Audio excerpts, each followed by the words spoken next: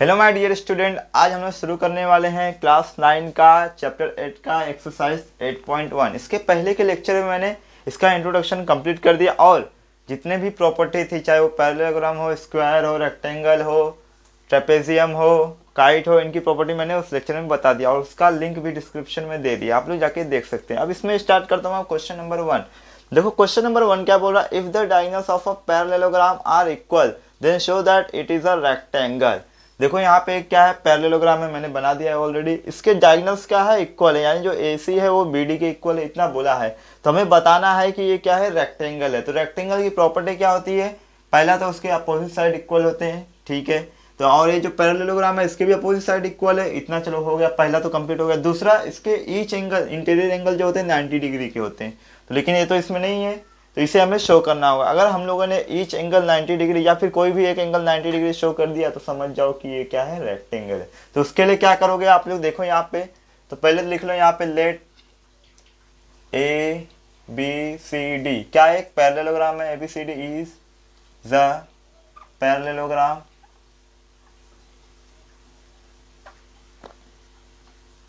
फिर इसके बाद दो ट्राइंगल लो, पहला ट्राइंगल लो ABC और दूसरा triangle low DCB। In triangle ABC and second triangle क्या हो जाएगा हमारा, DCB। अब ध्यान से देखो, इसके अपोजिट साइड इक्वल होते हैं पैरेललोग्राम के, तो आपको पता ही है, यानी जो AB होगा वो DC के इक्वल होगा। ए लिख लेते हैं, AB equal to DC। Reason में लिख लोगे, अपोजिट साइड्स ऑफ पैरेललोग्राम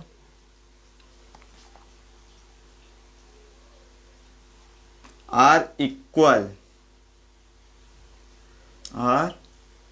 फिर इसके बाद ध्यान से देखो यहाँ पे, ABCDCB, BC क्या है, दोनों में कॉमन है। यहाँ पे देखो, BC इसमें भी आ रहा है, BC इसमें भी आ रहा है, तो मैं लिख सकता हूं कि BC इक्वल टू BC, लिख दोगे कॉमन साइड, कॉमन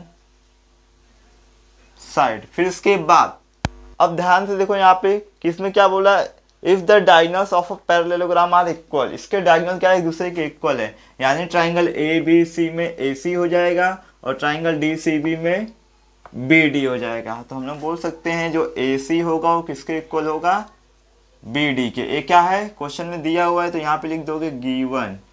समझा ना, ये जो AC है वो ABC वाले ट्राइंगल में आ रहा है और जो BD है वो DCB वाले में आ रहा है। अब तीन चीजें मिल गई हमें, एक दो तीन, तीनों साइड है, तो मैं बोल सकता हूं therefore triangle ABC congruent to triangle DCB। कौन सा रीजन रहेगा इसमें, कौन सा rule, by SSS, side side side congruence rule.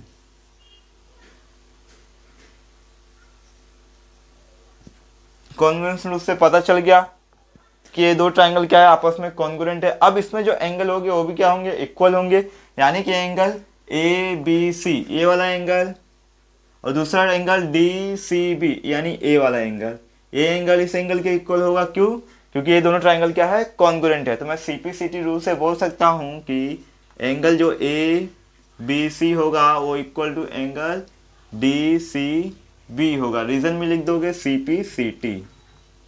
अब ये तो पता चल गया ये दोनों क्या है, एक दूसरे के इक्वल है, लेकिन एक बात हमें और पता है, ये क्या है, एक दूसरे के पैरेलल भी है, और BC को मैं ट्रांसवर्सल मान लेता हूं। और आपको पता ही है, जब same side of transversal, transversal के देखो ये एक ही साइड है, दोनों सेम लेफ्ट लेफ्ट साइड में है, तो इनका जो सम होगा ये दो एंगल का क्या होगा, 180 डिग्री होगा। तो यहाँ पे लिख दोगे आप लोग, we know that the measure of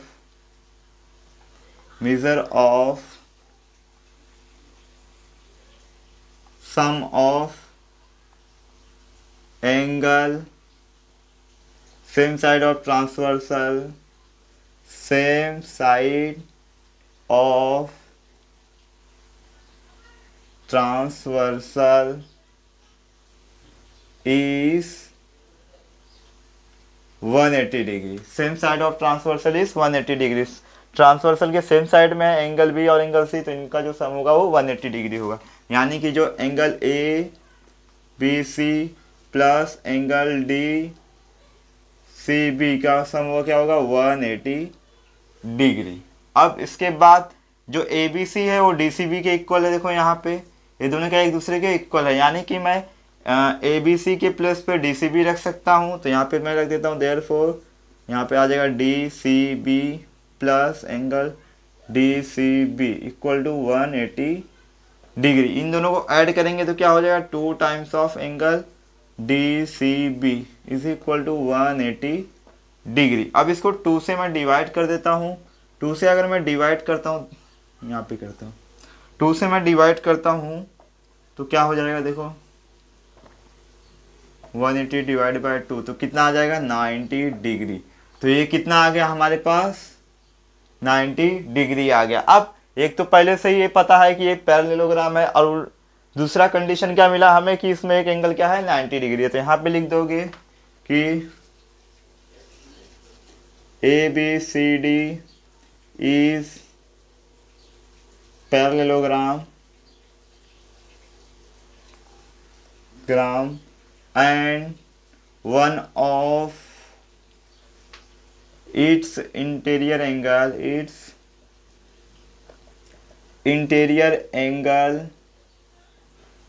is 90 degree. Therefore ABCD is the rectangle। क्या है एक रेक्टेंगल है। सेकंड क्वेश्चन करते हैं, इसमें क्या बोल रहा है show that the diagonals of a square are equal and bisect each other at right angle. Square मैंने ऑलरेडी बना दिया है ताकि टाइम वेस्ट ना हो, फिर मैं इसमें 2 डायगोनल भी बना दिया है।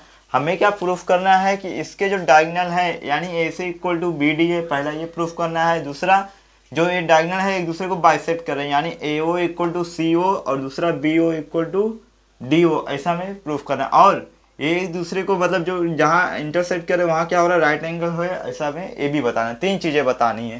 तो पहला यहाँ पे मैं लिख देता हूँ टू प्रूफ। क्या प्रूफ करने का है हमें, तो पहला हमें प्रूफ करने का है कि जो ए सी है वो बी डी के इक्वल है। फिर सेकेंड हमें क्या प्रूफ करने का है कि जो ए ओ है वो सी ओ के इक्वल है, एंड इसी में जो बी ओ है वो डी ओ के इक्वल है। और तीसरा कोई एक एंगल 90 डिग्री, एक अगर 90 हो गया तो बाकी सब भी 90 ही हो जाएगा। तो मैं ए ओ बी ले लेता हूँ, angle A O B 90 degree. ये 3 चीज़ें हमें क्या करना है प्रूफ करने का है। तो उसके एकदम इजी है, खाली देखोगे यहाँ पे।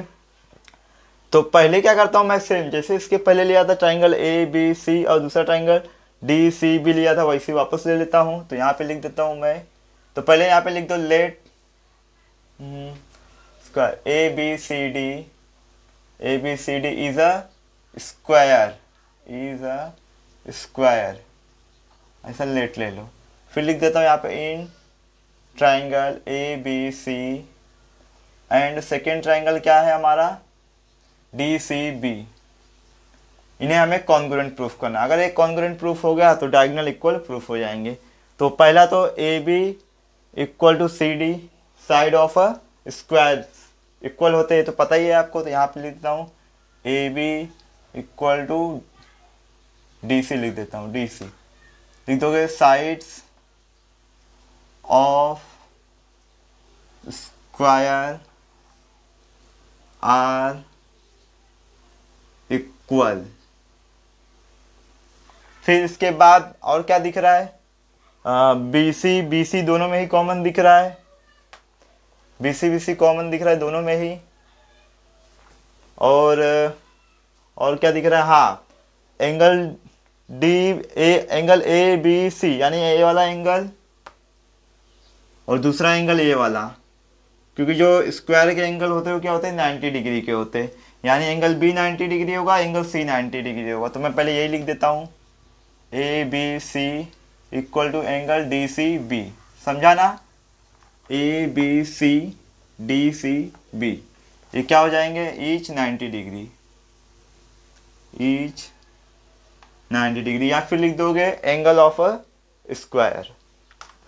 फिर ये तो BC तो कॉमन ही दिख रहा है दोनों में, देख लो यहाँ पे BC यहाँ पे भी है, BC यहाँ पे भी है, तो ये लिख देता हूँ BC इक्वल टू BC। यहाँ पे लिख दोगे कॉमन साइड, कॉमन साइड। इसके बाद क्या करोगे, तीन चीजें मिल गई हमें, पहले क्या मिला, साइड मिला, फिर एंगल मिला, फिर साइड मिला। देखो यहाँ पे ए साइड मिला, फिर हमें ये एंगल मिला, फिर ये कॉमन मिला, तो क्या हो जाएगा, साइड एंगल साइड। यहाँ पे मैं बोल सकता हूँ therefore triangle A B C congruent to triangle D C B. कौन से रूल से, side SAS congruence rule, congruence rule से। अब अगर ये दोनों ट्राइंगल आपस में कॉन्ग्रुएंट है तो इनके जो साइड होंगे वो भी इक्वल होंगे, एंगल जो होंगे वो भी इक्वल होंगे। तो मेरे को क्या चाहिए, AC चाहिए और BD चाहिए। तो जो AC है वो ट्राइंगल ABC में आ रहा है और जो BD है वो ट्राइंगल DCB में आ रहा है। तो यानी कि मैं बोल सकता हूँ कि जो AC होगा वो किसके इक्वल हो जाएगा, BD के इक्वल हो जाएगा। AC जो है BD के इक्वल हो जाएगा। देखो यहाँ पे AC और ये BD, रीजन लिख दोगे CPCT रूल, CPCT रूल से। अब डायगोनल्स क्या हो गया, हमें इक्वल मिल गए, तो यहाँ पे लिख दोगे हेंस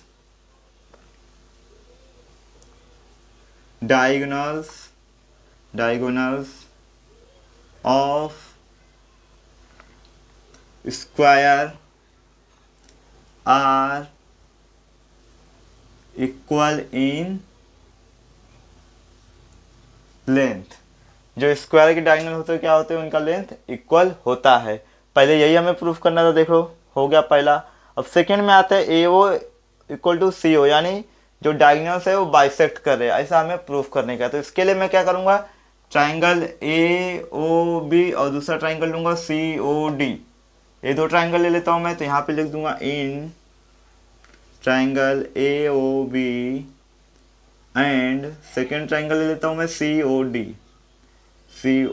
अब ध्यान से देखो, इसमें पहला तो AB इक्वल टू DC हो जाएगा, जैसे इसमें लिया था। तो यहाँ पे लिख देता हूँ AB equal to DC। Same ऊपर जो लिखा है साइड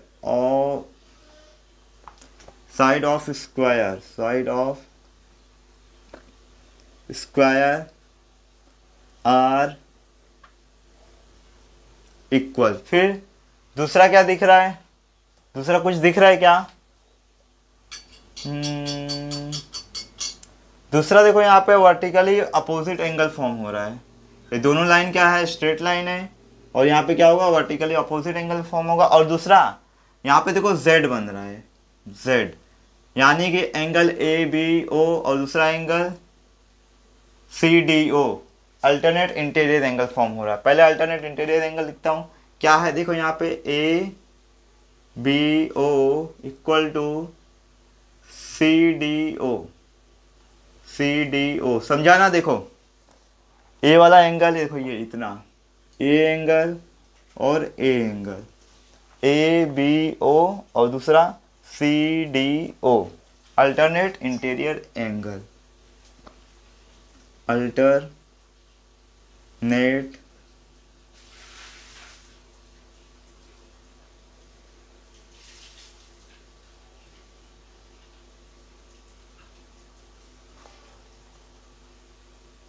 फिर इसके बाद है हमारा वर्टिकली अपोजिट एंगल, यानी AOB equal to angle COD। जी देखो यहाँ पे मैंने बनाया, ये एंगल ए एंगल के इक्वल होगा, AOB और COD। ये क्या है, हमारे वर्टिकली अपोजिट एंगल है, वर्टिकली अपोजिट एंगल। अब ध्यान से देखो यहाँ पे क्या क्या मिला है हमें, दो एंगल मिला और एक साइड मिला है, यानी कि मैं बोल सकता हूँ एंगल साइड रूल से। तो ये क्या हो जाएगा हमारा, एंगल साइड रूल से। देयरफॉर जो ट्राइंगल हमारा क्या है, AOB congruent to triangle COD हो जाएगा। रीजन लिख दोगे, क्या था, एंगल साइड कॉन्ग्रुएंस रूल। अब सीपीसीटी रूल से मैं बोल सकता हूँ ये दोनों ट्रायंगल कॉन्ग्रुएंट है तो इनके जो साइड होंगे वो भी इक्वल होंगे, यानी जो AO होगा वो CO के इक्वल हो जाएगा, यानी जो BO होगा और वो DO के इक्वल हो जाएगा। तो यहाँ पे लिख दोगे कि देयरफॉर जो AO होगा इक्वल टू BO हो जाएगा, से नहीं CO हो जाएगा, CO हो जाएगा, और दूसरा जो BO होगा वो DO के इक्वल हो जाएगा। रीजन लिख दोगे CPCT, इस पे से नीचे जगह नहीं है, अब यहाँ पे लिख देता हूँ मैं।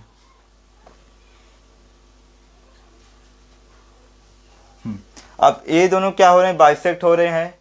बाइसेक्ट हो रहे तो ही ना इक्वल है, अगर ये इक्वल पार्ट में डिवाइड हो रहे हैं यानी ये इसके इक्वल है और ये इसके इक्वल है, तो मैं बोल सकता हूँ कि therefore bisect each other. Diagonal of square, therefore diagonals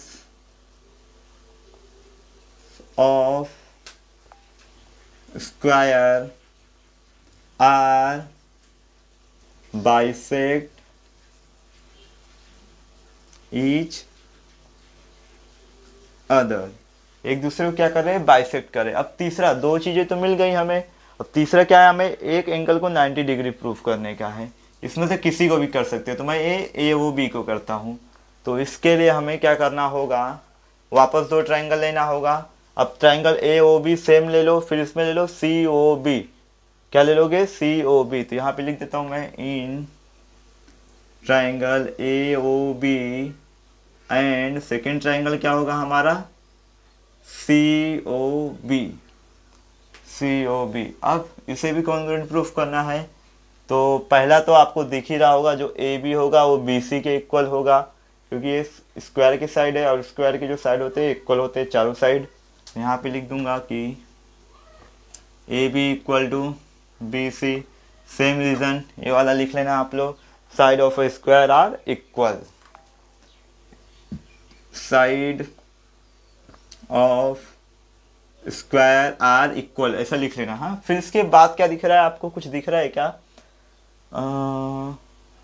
हाँ, जो AO है वो CO के इक्वल है, ये हम लोगों ने यहाँ पे प्रूफ किया। देखो AO जो है CO के इक्वल है, ये भी लिख देता हूँ मैं, AO जो है वो CO के इक्वल है, ये लिख दोगे, प्रूव्ड अबोव, प्रूव्ड अबोव। फिर उसके बाद और कुछ दिख रहा है क्या, AOB और COB पे BO देखो कॉमन है दोनों ही ट्रायंगल में। यहाँ पे देखो BO इसमें भी आ रहा है, BO इसमें भी आ रहा है, तो यहाँ पे मैं लिख सकता हूँ कि BO equal to BO, common side, common side, तीनों चीजें इक्वल मिल गई। तो साइड साइड रूल से मैं बोल सकता हूँ कि therefore triangle AOB congruent to triangle COB, किससे, SSS कॉन्ग्रुएंस रूल लिख लेना। हाँ आप लोग, SSS कॉन्ग्रुएंस रूल।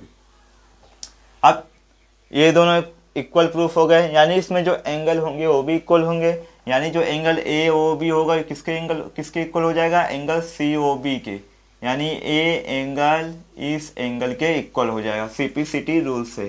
तो therefore angle AOB equal to angle COB हो जाएगा। रीजन लिख दोगे CPCT। लेकिन हमें क्या चाहिए, 90 डिग्री चाहिए, ये चाहिए। ध्यान से देखो यहाँ पे ये क्या है, स्ट्रेट लाइन है, और यहाँ पे क्या हो रहा है, देखो ये क्या है, लीनियर पेयर बन रहा है, और लीनियर पेयर का जो सम होता है वो क्या होता है, 180 डिग्री होता है। यानी कि जो एंगल AOB होगा प्लस एंगल COB होगा वो किसके बराबर होगा, 180 डिग्री के बराबर होगा। तो लिख देता हूँ यहाँ पे कि angle AOB plus angle COB किसके बराबर होगा, 180 डिग्री के। रीजन लिख दोगे, लीनियर पेयर, लीनियर पेयर दिख रहा है।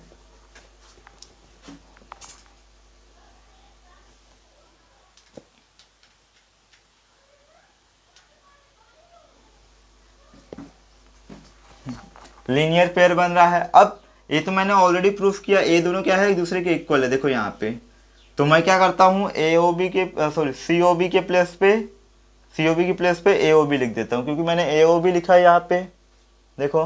तो मैं COB के प्लेस पे AOB लिख देता हूँ, लेकिन कहाँ लिखूँ? इसके लिए मैं क्या करता हूँ, यहाँ पे थोड़ा इरेज कर देता हूँ। हाँ,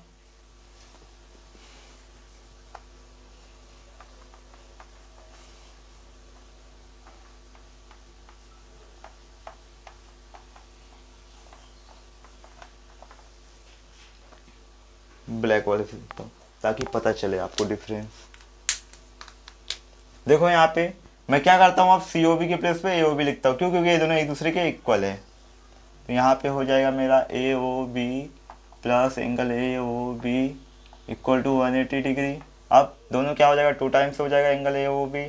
फिर उसके बाद 180 को क्या करूँगा मैं, 2 से डिवाइड कर दूंगा। AOB 180 डिवाइड बाई 2 तो कितना हो जाएगा, 90 डिग्री हो जाएगा। और यही हमें प्रूफ करना था, AOB is equal to 90 degree.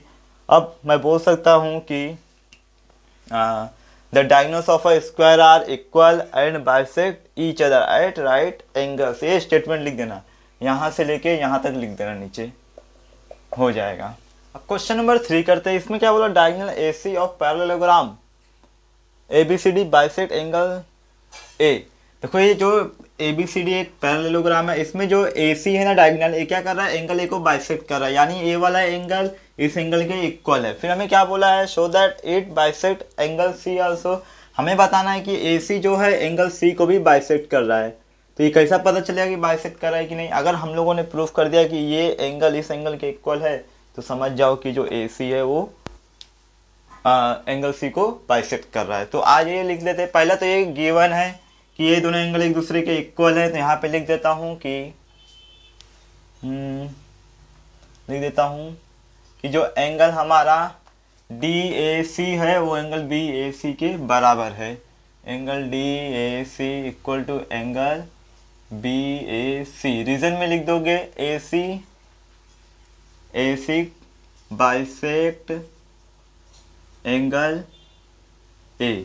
AC जो है एंगल A को बाइसेक्ट कर रहा है, इसके लिए ये दोनों एंगल क्या है, एक दूसरे के इक्वल है। दूसरा देखो यहाँ पे अल्टरनेट इंटीरियर एंगल फॉर्म हो रहा है। देखो ऐसे Z बन रहा है, यानी कि A एंगल इस एंगल के इक्वल है, यानी angle DCA equal to angle BAC। तो यहाँ पे मैं लिख देता हूँ angle DCA equal to angle कौन सा है हमारा, BAC। इसे इक्वेशन 2 ले लो, इसे इक्वेशन 1 ले लो, और इसमें रीजन लिख दोगे अल्टरनेट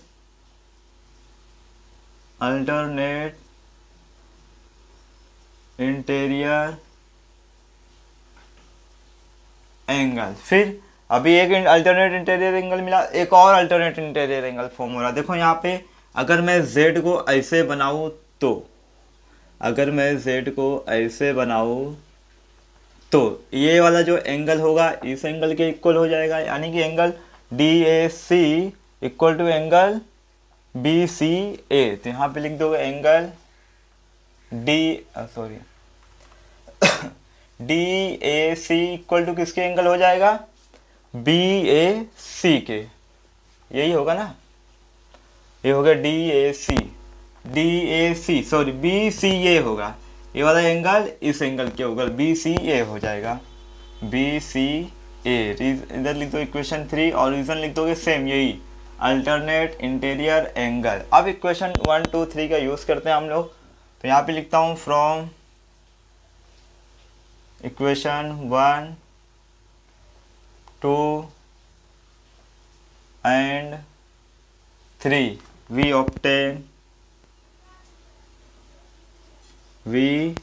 obtain हमें क्या मिल रहा है, ध्यान से देखो कि जो DAC है वो BAC के बराबर है, और यहाँ पे DAC जो है BCA के बराबर भी है, यानी कि पहले DAC किसके इक्वल है, BAC के। और जो DAC है देखो यहाँ पे भी DAC, यहाँ पे भी DAC, वो BCA के इक्वल भी है।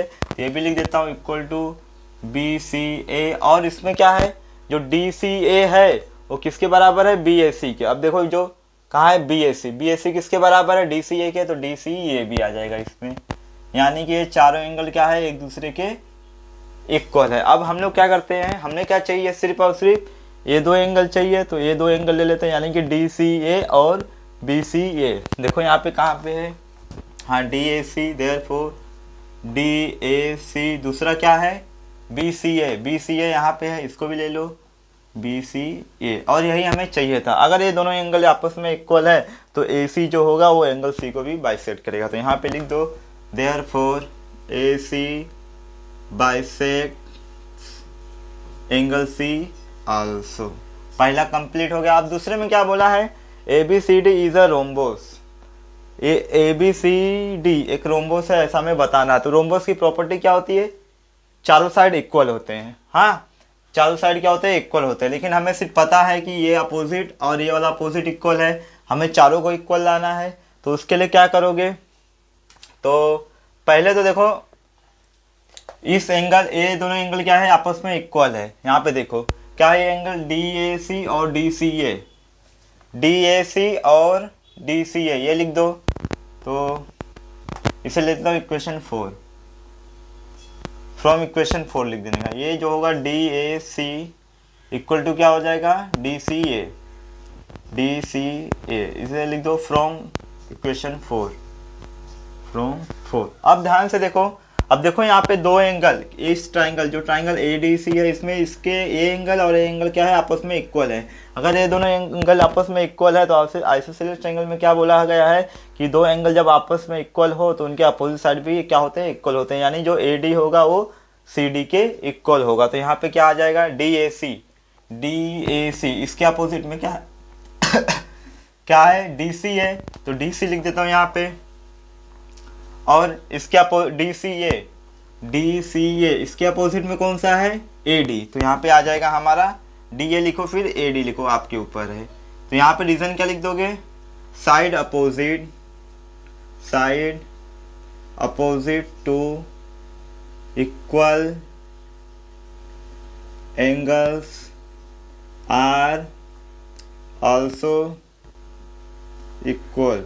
क्या है, दो एंगल इक्वल हैं तो इनके अपोजिट साइड भी क्या होंगे, आपस में इक्वल होंगे। और दूसरा ABCD क्या है, पैरेललोग्राम है, ऑलरेडी बोला है। और आप पैरेललोग्राम के अपोजिट एंगल के सॉरी अपोजिट साइड क्या होते हैं, आपस में इक्वल होते हैं। यानी जो AB होगा वो DC के बराबर होगा और जो BC होगा वो AD के बराबर होगा। तो AB मैं लिख देता हूँ, तो क्या लिख देता हूँ यहाँ पे, AB इक्वल टू DC लिख देता हूँ, एंड दूसरा क्या लिख देता हूँ, AD इक्वल टू BC लिख देता हूँ, नहीं तो BC इक्वल टू AD लिख देता हूँ।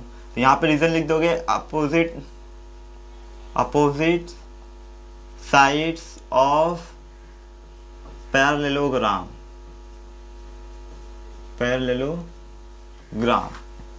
इक्वल है। अब इसे इक्वेशन 5 ले लो।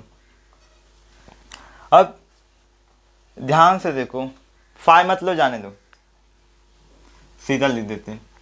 देखो यहाँ पे जो DC है वो AD के बराबर है और इसमें जो DC है वो AB के बराबर है।